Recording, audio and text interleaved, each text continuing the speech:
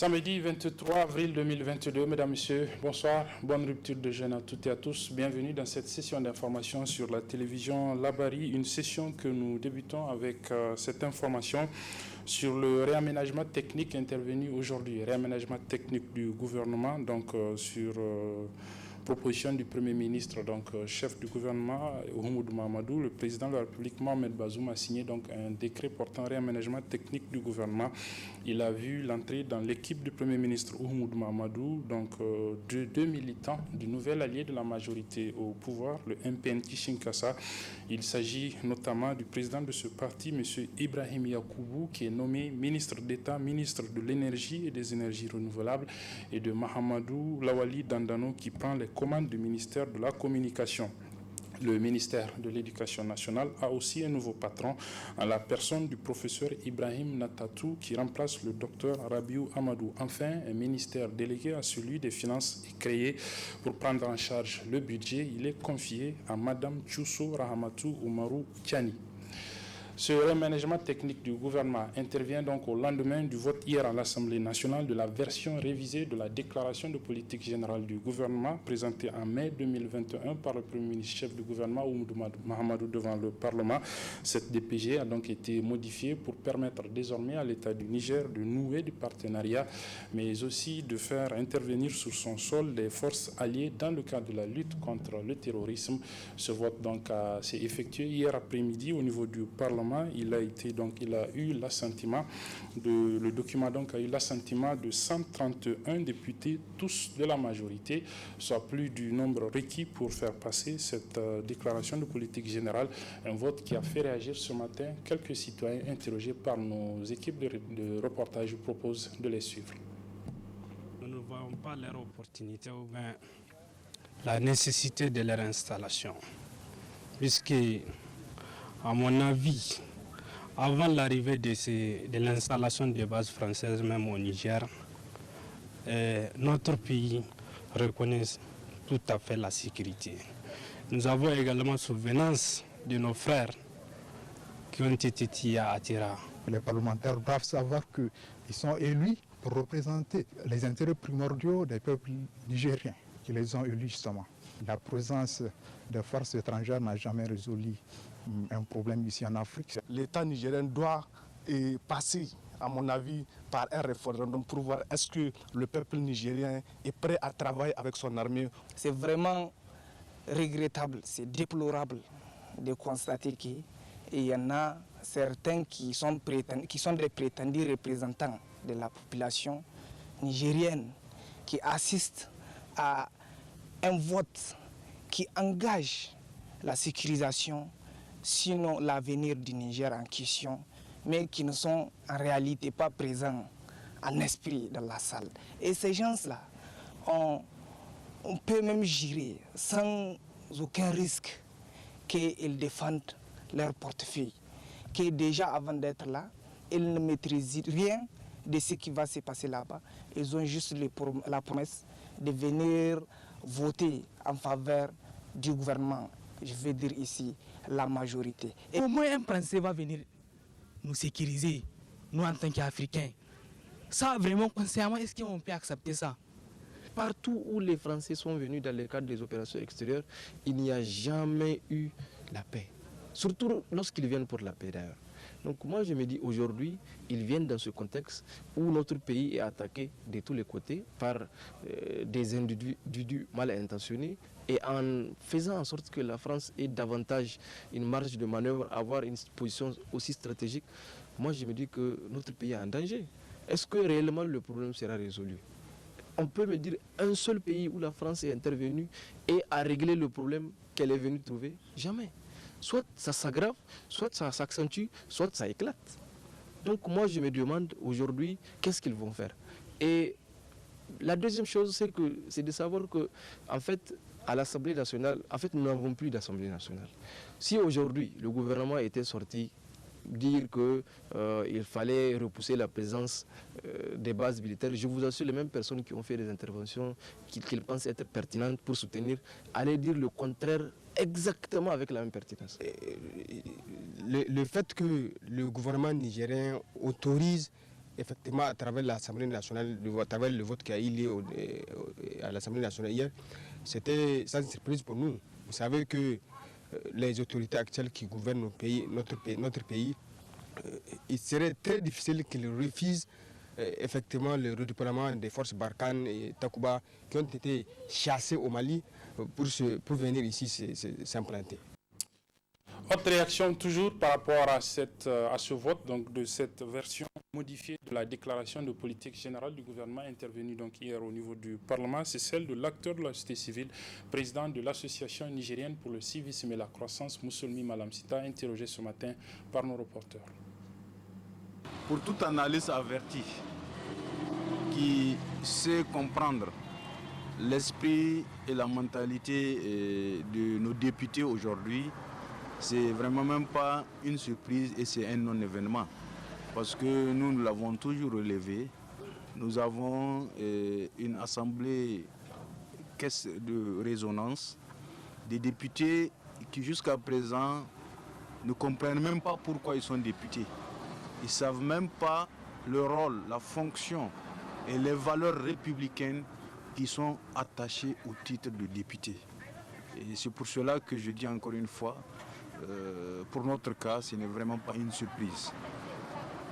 Par ailleurs, de manière générale, ce vote pour autoriser la présence de forces étrangères, nous le vivons comme une honte nationale, un sentiment de déception, parce que simplement, nous sommes arrivés à un niveau de méfiance et nous-mêmes de dire que nos forces de défense et de sécurité sont tellement incompétents, inefficaces et nous n'avons plus confiance en eux dans le cadre de la sécurisation globale des personnes et des biens ainsi que de la défense de la République. Parce que aujourd'hui, nous pouvons assimiler cet état de fait au vu de ce qui s'est passé au Mali comme une forme de parabole. Imaginez deux voisins qui vivent longtemps en symbiose dans une même cour et qu'un jour, l'un des voisins se démêle avec sa femme jusqu'à un niveau d'incompréhension tel qu'il répudie sa femme. Et que l'autre voisin, pensant être le bon samaritain, il dit à la femme de son voisin répudié, viens vivre chez moi. Comment est-ce que la société peut interpréter un état de fait? Voilà comment nous pouvons interpréter ce qui s'est passé entre le Mali et le Niger. Parce que le Mali est un pays voisin, parce que nous partageons beaucoup de valeurs intrinsèques, socio-culturelles et religieuses avec le Mali, parce que nous sommes tous imbus de la fibre patriotique nationaliste et nous avons l'orgueil de nos capacités, de nos armées, et que le Mali se met dans une logique de prendre son destin en main en donnant confiance à son armée avec des partenaires plus efficaces et stratégiques pour la survie de son État, et que nous estimons que non, nous pouvons être les traîtres pour montrer que ces gens-là dont le Mali n'a pas besoin, c'est nous qui, à cause de nos beaux yeux, ces gens-là, c'est nous qui les aimons plus que les autres. Et je pense que ça trahit aussi les valeurs panafricanistes d'intégration africaine. Donc je crois que vraiment, par rapport à ce qui s'est passé au Niger, tout Nigérien, imbu de la fibre patriotique et nationaliste, se sent déçu du comportement et du gouvernement et des députés, parce que j'ai dit encore une fois, si encore nous pouvons même leur attribuer ce titre honorable. Le fait accompli étant là, bon, je pense que ce serait pour nous inutile, un non-événement. Tout simplement, nous allons prier Dieu, le Tout-Puissant, à ce qu'il continue à protéger notre Niger contre toute intention malveillante, d'où qu'elle vienne. Je vous propose à présent de suivre donc le résumé de ce vote intervenu hier au niveau du Parlement avec nos reporters Sadou Doumi et Ismaël Momoni.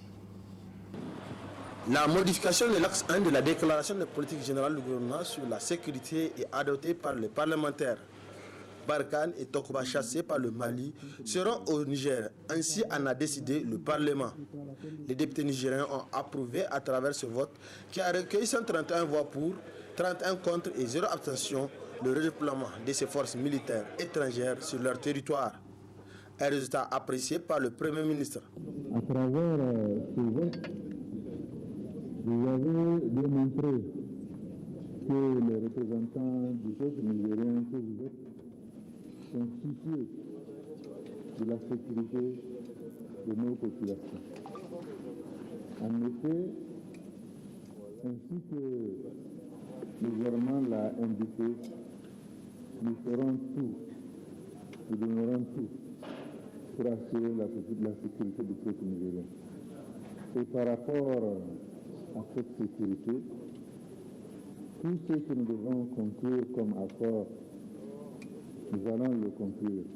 Avec la présence de ces bases militaires, les terroristes auront du mal à attaquer les populations, selon les députés de la majorité. Le gouvernement a notre soutien, il a le soutien de la représentation nationale et le peuple que nous représentons ici, ça signifie qu'il est d'accord pour que nos alliés arrivent au Niger pour nous appuyer.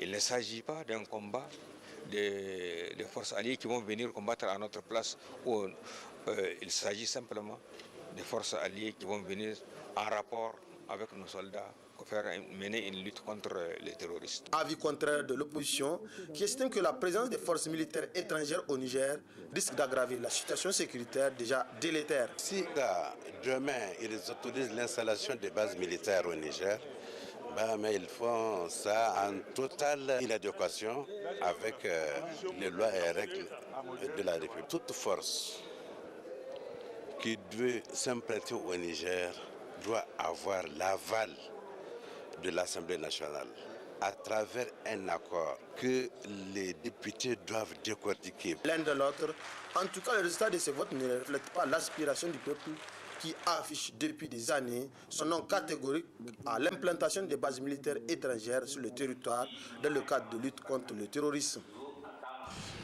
Toute autre chose à présent, dans le cadre donc, de ce mois béni de Ramadan, l'ambassade de la République populaire islamique du Pakistan au Niger, en collaboration avec 3 ONG locales, a offert hier une rupture collective à des personnes démunies du quartier francophonie de Niamey. C'était au siège d'une des ONG partenaires de l'ambassade dans le cadre de cette activité. Le résumé avec nos reporters Abdul Nasser Seydou et Boubacar Ibrahim. Aider les plus démunis à mieux rompre le jeûne en 6 mois bénis de Ramadan, voilà entre autres objectifs visés à travers cette rupture collective initiée par le consortium de 3 organisations non gouvernementales œuvrant dans plusieurs domaines en collaboration avec l'ambassade de la République islamique du Pakistan au Niger. Occasion pour le représentant du dit consortium de présenter leur structure tout en précisant les objectifs assignés à cette rupture collective. Notre organisation, on a décidé d'appeler ça les consortiums parce que ça réunit 3 organisations. Donc 3 ONG, on a Citrol Apt, OGED et Tambra Mata. Donc nous avons décidé d'unir notre force pour réaliser divers projets au Niger. L'expérience internationale que les 3 ONG apportent n'est pas seulement la variété des langues francophones Hausa, Zarma, arabe et allemande. Il y a aussi la diversité culturelle qu'on a associée. On a initié cette rupture collective tout étant conscient de la difficulté que les gens sont en train de vivre, la difficulté alimentaire, donc au niveau des populations les plus diminuées. Donc on essaie d'apporter notre plus, c'est vrai c'est pas suffisant, mais notre plus pour soutenir les populations sur le plan alimentaire. Prenant la parole à son tour, l'ambassadeur a quant à lui traduit les raisons pour eux d'accompagner de telles initiatives. L'objectif est très clair et c'est un objectif qui a été ordonné par Allah subhanahu wa ta'ala qui nous ordonne de prendre soin de nos proches musulmans qui sont démunis, de nos proches donc, qui sont en difficulté sociale et particulièrement pendant ce mois béni de Ramadan. Donc ce mois béni de Ramadan était un mois pendant lequel Allah subhanahu wa ta'ala nous a ordonné d'observer le jeûne, tout comme il l'a ordonné aux nations qui nous sont précédées. Donc c'est un mois non seulement de jeûne, mais aussi c'est un mois pendant lequel donc, il a été préconisé aux musulmans de faire preuve de solidarité auprès de leurs frères et sœurs musulmans. Il a poursuivi son allocution en affirmant que d'ici la fin de ce mois, l'ambassade aura d'autres actions à accomplir dans le seul but d'accompagner les démunis, tout en ne manquant pas de rassurer que leurs actions ne sont pas uniquement destinées aux musulmans, mais à tous les fidèles des autres obédiences. Enfin, retenez que les pèlerins nigériens convoyés au lieu saint de l'islam pour la Umrah Ramadan par les agences de pèlerinage Sauti et Hambali Voyage qui sont en consortium. Ces pèlerins ont donc fini les rites de cette Umrah Ramadan de cette année à leur grande satisfaction, mais aussi à celle des responsables de ces deux agences qui sont donc satisfaits de cette Umrah Ramadan 2022, comme nous allons le voir dans cet élément. 4 grands bus ont été nécessaires pour transporter les pèlerins du consortium Hambali Voyage et Sauki Hajj et Umrah. En route pour la Mecque, ils s'arrêtent au Miqat de Médine pour prier 2 rakas et formuler l'intention de la Umrah. Ils remontent en bus et entament l'agréable Labbaïka.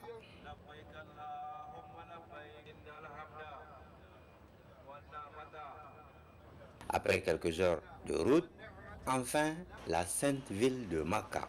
Les pèlerins du consortium Hambali Sauki ont juste le temps de déposer leurs bagages à l'hôtel avant de se rendre à la sainte mosquée qui abrite la Kaaba. Ils y font 7 tours en récitant des versets coraniques et des doigts, prient 2 rakas devant la prestigieuse Kaaba, parcourt les trajets Safa et Marwa 7 fois également. À la fin, la satisfaction est lisible sur les visages, l'émotion perceptible dans les voix des pèlerins. La joie, elle est immense. Votre joie, on peut la comparer à quoi, si vous devez la comparer? Là, vraiment, c'est immense, hein? C'est autre chose. Ça peut ressembler à l'arrivée au monde d'un enfant, d'un bébé? Oui, plus que ça, d'ailleurs.